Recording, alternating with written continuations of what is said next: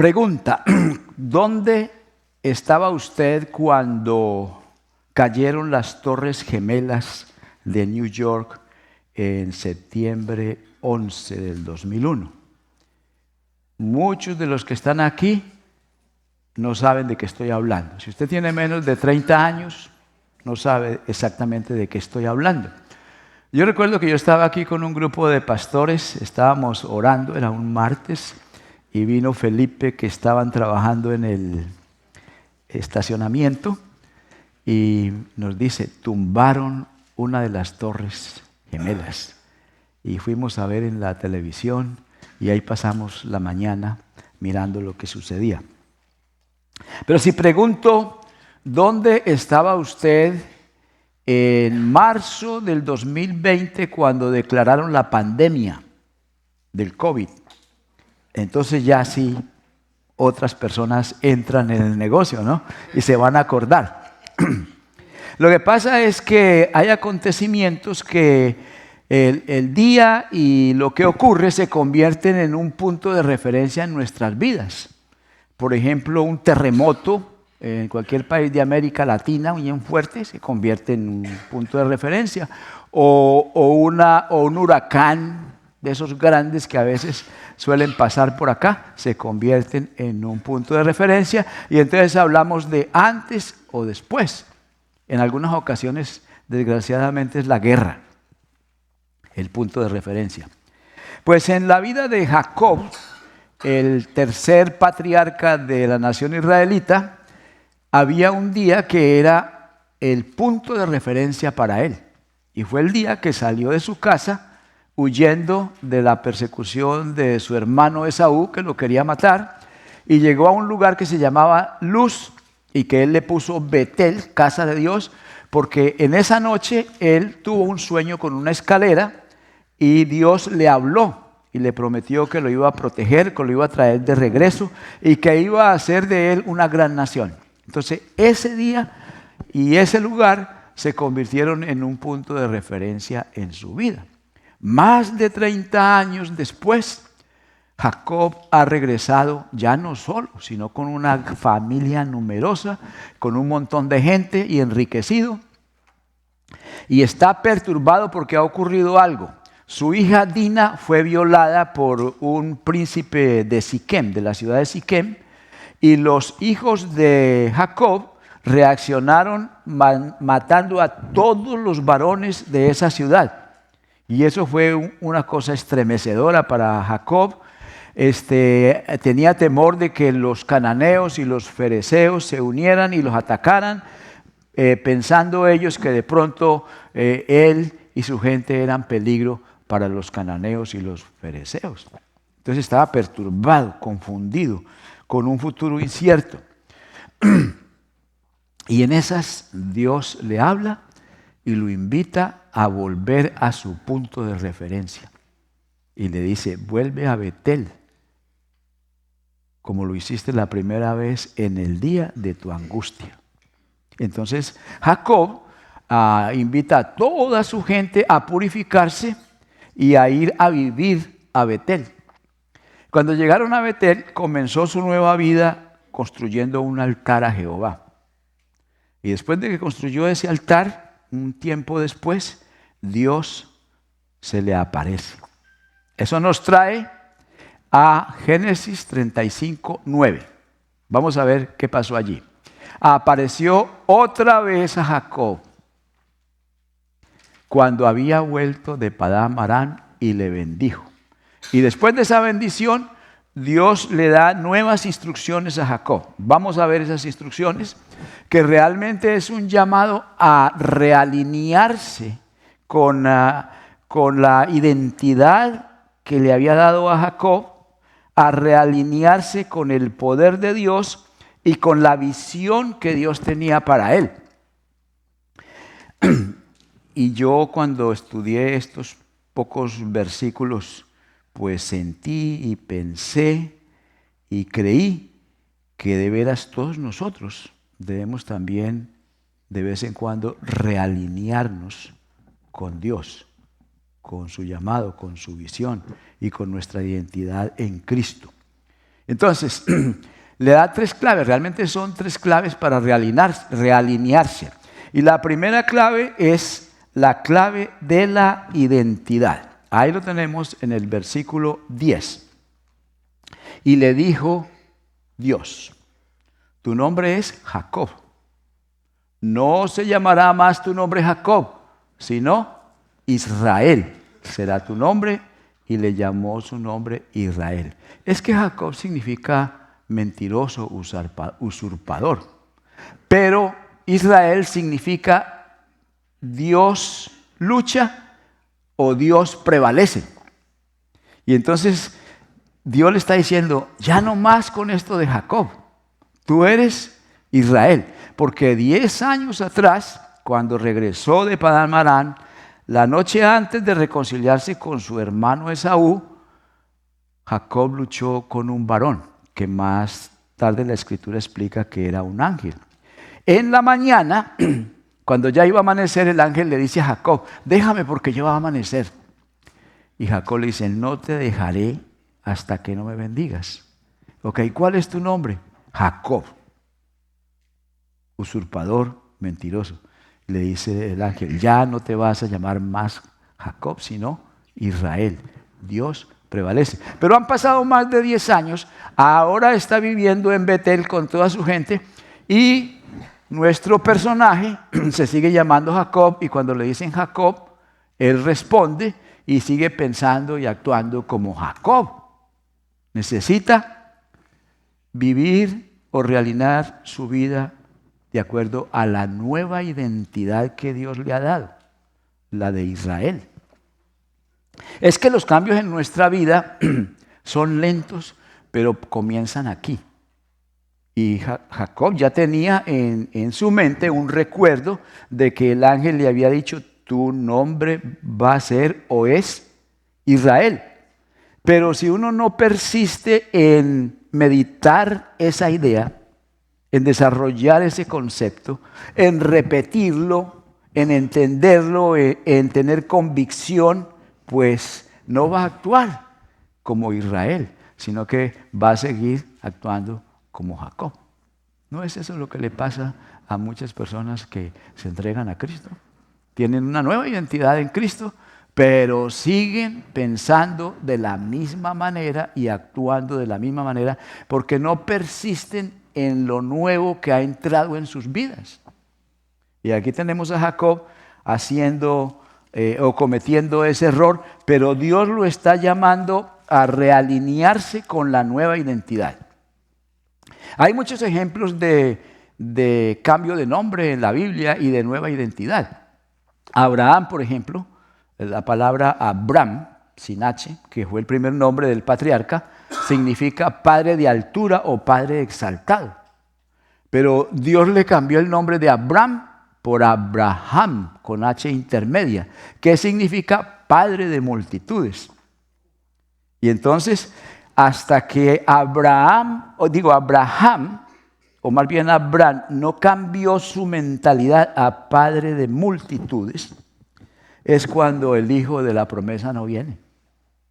Cuando él cambia, entonces el hijo de la promesa viene. Y sucedió una noche cuando Dios le dice, sal afuera y mira las estrellas y cuéntalas si puede. Y eso es imposible. Y cuando Abraham hizo eso, dice, y creyó Abraham a Dios, porque su esposa era estéril. Cambió su identidad de padre exaltado a padre de multitudes. Y hoy en día él es un padre de multitudes.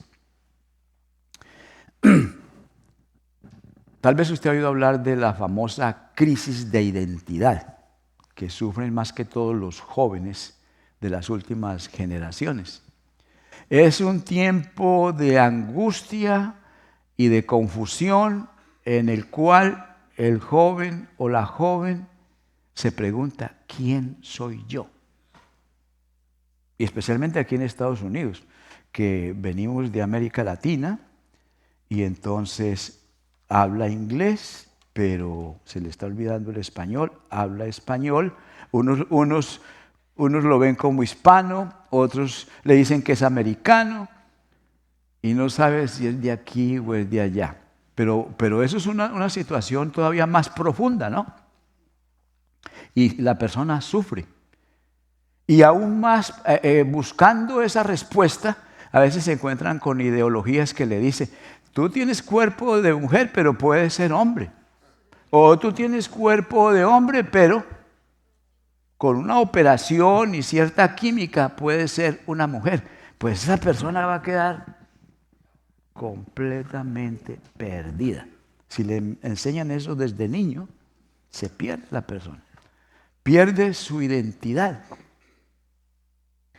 Entonces esto de la crisis de identidad es un problema serio, ¿no? Pero después de todo, la pregunta mía sería, ¿y usted quién es? ¿Cuál es su identidad? Todos debemos saber contestar esa pregunta. Pero le advierto que su identidad no es su profesión.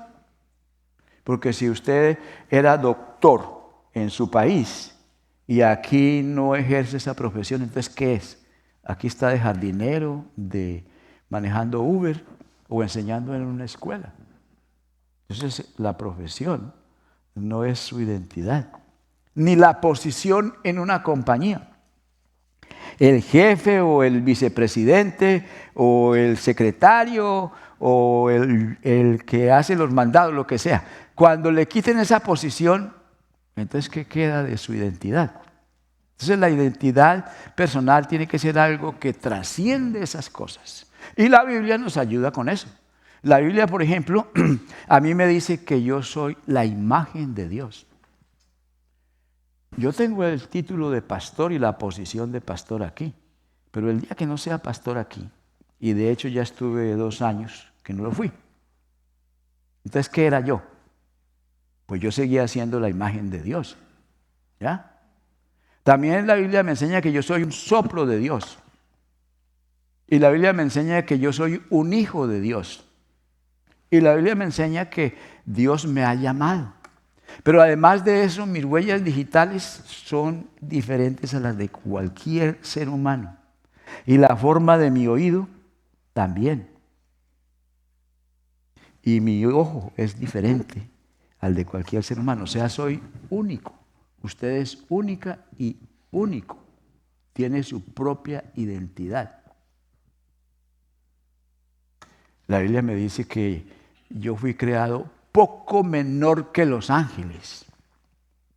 Casi como un ángel, todos nosotros. Pero algunos creen que ellos son casi un mono, que descienden del mono y que son casi un mono. Entonces, tenemos que definir bien quiénes somos en Cristo. Y entonces aquí Dios le está diciendo a Jacob, alíñate con la nueva identidad. Como Pedro, cuando Andrés lo trajo a Jesús, Jesús le dijo, tú eres Simón, hijo de Jonás, tú serás llamado Pedro. Y entonces Pedro tuvo que alinearse también con esa nueva identidad. Usted necesita alinearse con su nueva identidad en Cristo. Pero también el Señor está llamando a Jacob y a nosotros a que nos alineemos con una segunda clave, la clave del poder de Dios. La clave del poder de Dios. También le dijo Dios, yo soy el Dios omnipotente. Ahí nos detenemos, omnipotente. Omni no es ovni con B y N-I, aparato, objeto volador no identificado, no. Y la clave de esa frase es no identificado. Entonces, fíjese que no dice ovni, sino omni. Y ese prefijo omni significa todo. Y el calificativo potente significa que tiene poder. Fulano de tal es potente, tiene poder. Pero si le agrega omni, quiere decir que alguien que tiene todo el poder. Entonces, fíjese cómo está hablando Dios aquí. Tú no eres Jacob, tú eres Israel, yo soy el omnipotente. Alíñate con Israel y alíñate conmigo, el omnipotente. muy clave, y es diferente una persona que cree en el gran poder de Dios y una persona que no cree. Y uno se comporta diferente cuando recuerda que Dios es omnipotente y cuando se le olvida que Dios es omnipotente. Porque cuando a uno se le olvida que Dios es omnipotente es porque surge una situación, un problema, una circunstancia, un conflicto, una persona, una ley que pensamos que es más grande que Dios y más poderosa que Dios. Y Dios se vuelve chiquitito. Y esa institución llamada inmigración se vuelve más grande que Dios. ¿Ya? Y esa enfermedad se vuelve más grande que Dios. Y Dios se va reduciendo de tamaño. Y entonces la persona comienza a comportarse diferente. Comienza a temblar. Comienza a confundirse. No le ve nada al futuro. Pero cuando uno recuerda que Dios es omnipotente y que tiene todo el poder, es distinto. Es distinto. Ahora, el hecho que Dios tiene todo el poder, más poder que cualquier doctor, cualquier juez, cualquier policía, cualquier gobierno, eso no quiere decir que yo puedo manejar ese Dios omnipotente con una oración. No, porque Él es omnipotente y Él no va a poner todo ese poder solamente en manos de una persona como yo, que le faltaría suficiente sabiduría e inteligencia para manejar todo ese poder. No, no es así. Lo que quiere decir es que yo sí puedo confiar en Él, en su poder y en su misericordia. Eso es lo que quiere decir. Y sea donde sea y cuando sea y como sea, usted puede confiar en el gran poder de Dios. Hay acá un pasaje que me encanta. Está, a ver, ¿dónde es? En Romanos 8. A ver si puedo leer. Y sabemos que a los que aman a Dios, todas las cosas les ayudan a bien. Esto es a los que conforme a su propósito son llamados. Porque a los que antes llamó, también conoció, etcétera, etcétera. Y luego pregunta, ¿qué pues diremos a esto? Si Dios es por nosotros, ¿quién contra nosotros?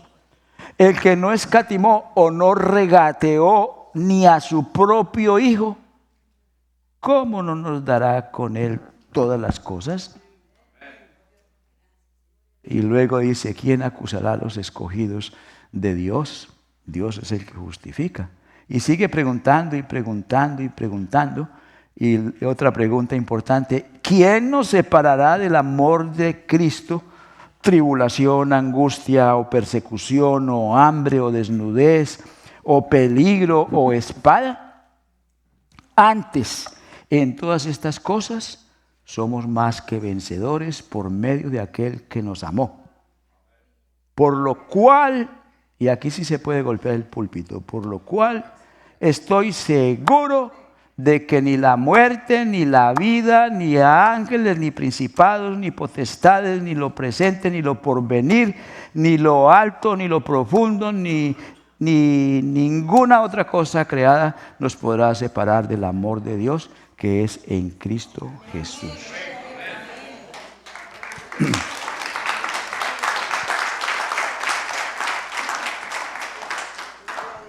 Hay una tercera clave para alinear nuestras vidas. La primera es nuestra identidad en Cristo. La otra es alinearnos con el poder de Dios. Y la tercera clave es alinearnos con la visión de Dios. La visión de Dios. Vamos al versículo 11 y 12. Ya leímos el 11, pero podemos continuar ahí, ¿verdad? Yo soy el Dios omnipotente. ¿Y qué más le dice a Jacob? Crece y multiplícate. Bueno, ahí era crecer biológicamente, más hijos para ser un pueblo más grande. No creo que con nosotros eso funcione, ¿no? Porque si algunas parejas aquí tienen 12 hijos, se nos llena la cuna. Hay que hacer una nueva sala cuna. Bueno, pero espiritualmente, como discípulos de Cristo, podemos crecer y podemos multiplicarnos. ¿Cómo? Pues como lo dijo el apóstol Pablo a Timoteo. Pablo le dijo a Timoteo, mira, lo que yo te he enseñado, encárgaselo a otros hombres sabios que puedan también enseñar a otros.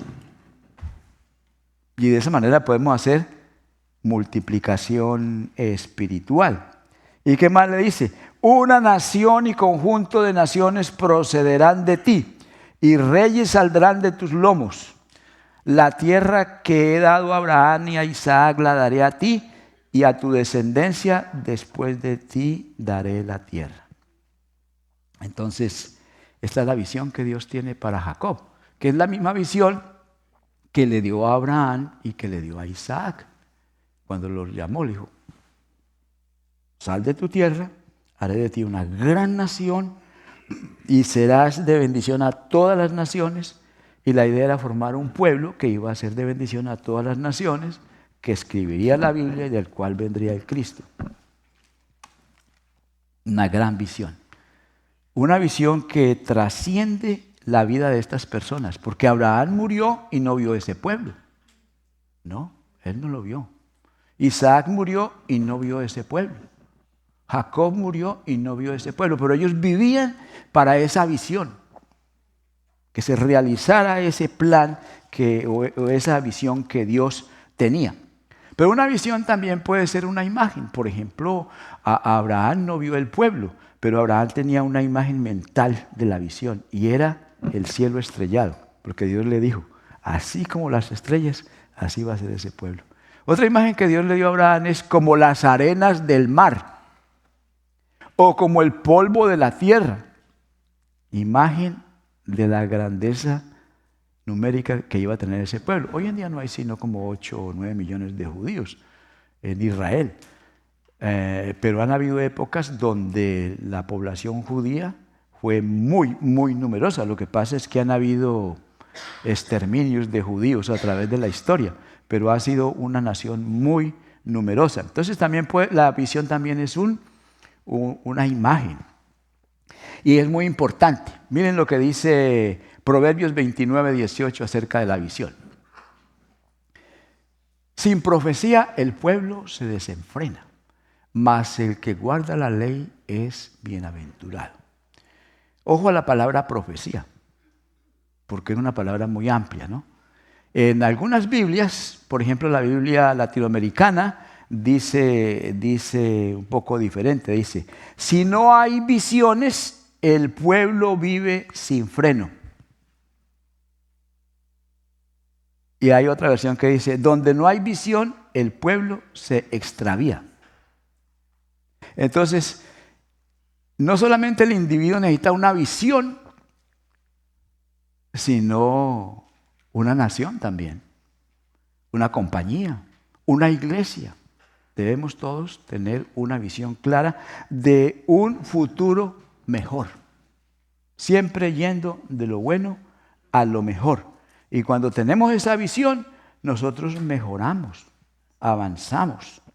¿Sabe cuál es la diferencia entre los países dominantes en la tierra y los países que no la pasan sino luchando y luchando y luchando? La visión. Usted le pregunta a un país grande, influyente en el mundo, y ellos tienen ya más o menos determinado lo que quieren ser en 40 o 50 años. Y cuando pasan 20 o 30 años, todavía están pensando otros 40 o 50 más adelante. Vas a esos países que no son sino problemas y cada 4 años están pensando en algo diferente. Cada 4 años están experimentando con algo nuevo, cambiando de socialismo a capitalismo, de capitalismo a otra cosa, y luego regresan a lo que tenían antes y así se la pasan. China, por ejemplo, en los 70s, creo que hizo un cambio, era una economía cerrada solamente entre ellos y decidieron que no estaba marchando muy bien y decidieron abrirse. Y ahí van, les está yendo muy bien. Y están tratando de negociar con todos los países para tener puertos, aeropuertos, autopistas. ¿Cómo pueden ellos llegar a todo el mundo para comerciar? Tienen una visión a largo plazo. Una visión que trascienda la vida de cada uno de nosotros o aún de esta misma iglesia. Sin visión el pueblo se desenfrena. ¿Sabe qué pasa en una congregación o en una compañía donde no hay visión? Cada uno comienza a hacer lo que quiere. Poco a poco. Se olvidan de la visión y ya no saben para dónde van y nadie la recuerda y un día alguien dice, ve, yo creo que tal cosa, ¿no? Y allá por otra oficina está otro haciendo otra cosa. A lo último termina en un enredo que no lo arregla nadie. Cada uno haciendo lo que le da la gana. Sin visión el pueblo se desenfrena. ¿Y dónde cabe aquí la visión de Cristo? La visión de Cristo es una visión alineada con la de Abraham. Acuérdese que él dijo, me seréis testigos en Jerusalén, Judea, Samaria, hasta lo último de la tierra. Y lo dijo de otra manera. Id a hacer discípulos en todas las naciones, bautizándolos en el nombre del Padre, del Hijo y del Espíritu Santo. Y el libro de Apocalipsis, que es un libro de visiones, hay un pasaje muy interesante donde Cristo le muestra, o el Espíritu le muestra a Juan una gran visión. Ese es Apocalipsis 7, 9 al 10, donde Juan dice, después de esto miré, y he aquí una gran multitud, la cual nadie podía contar, de todas las naciones, tribus y pueblos y lenguas que estaban delante del trono y de la presencia del Cordero, vestidos con ropas blancas y con palmas en las manos, y aclamaban a gran voz diciendo, la salvación pertenece a nuestro Dios, que está sentado en el trono y al Cordero. Una gran visión de una gran multitud que nadie puede contar.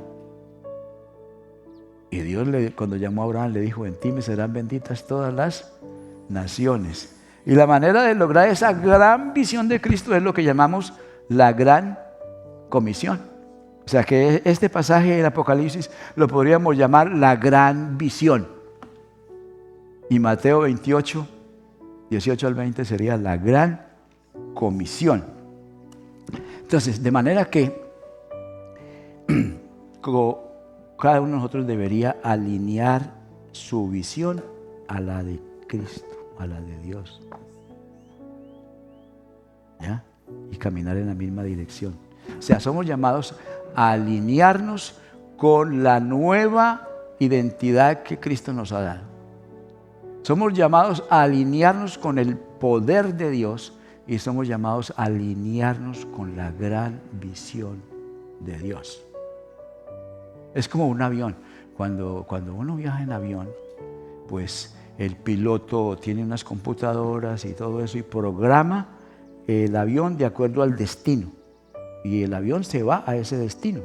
Pero hay vientos, hay huracanes, hay turbulencias y poco a poco el avión se va desviando del rumbo.